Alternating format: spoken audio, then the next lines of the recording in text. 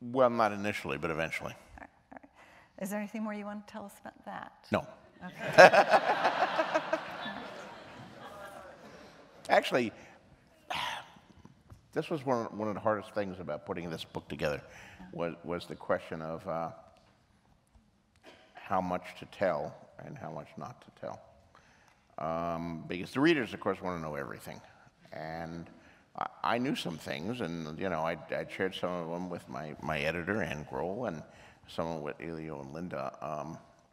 But there are things that I wanted to reveal in later books, in later novels, or like in the case of that, in later Dunk and Egg stories. So it was like, you know, I suggested at one point, like when we were dealing with one of the big mysteries that people want to know a lot about was Summerhall. And I don't Summerhall, should we explain what Summerhall is? Does everyone know what it is? Summerhall was a All do. Targaryen secondary castle that was in the sort of the border where the Stormlands and the Reach and the Dornish Marches all come together.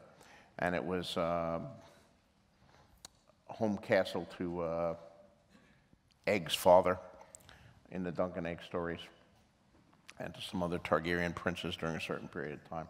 But it was destroyed at a certain point, and there have been references to the book. Something happened at Summerhall, something dark and traumatic. And what exactly happened? And the readers all want to know this. And I know what happened, but I don't want to tell the readers yet, because I want to reveal that in a later Dunk and Egg story. But how do we get around that? Because the Maester is writing history, and this is a very important event. So I suggested that since we're doing this as a mock facsimile, that perhaps Maester Yandale could write a detailed account and then accidentally knock over his ink well, and there would be a big blotch on that page when you got to that book. That was my answer here. Anne actually talked me out of that because she felt that that if we did that, a lot of customers would be returning to the bookstore. I said, oh, I got a defective copy. There's a big blotch here on page 314. Could you give me a copy that has that in? You're not going to actually find out much about Summerhall in this book. Sorry to tell you. We didn't do the blotch, but we got around it in another matter. But that was unfortunately my reaction to a lot of this stuff at point out, well, wait a minute, I don't want to reveal that. I'm going to use that in a later Duncan. No, you can't tell them that. That's a good detail. No, leave that out. Finally, Elio and Linda and Ann ganged up on it and said, you have to tell them some of these things.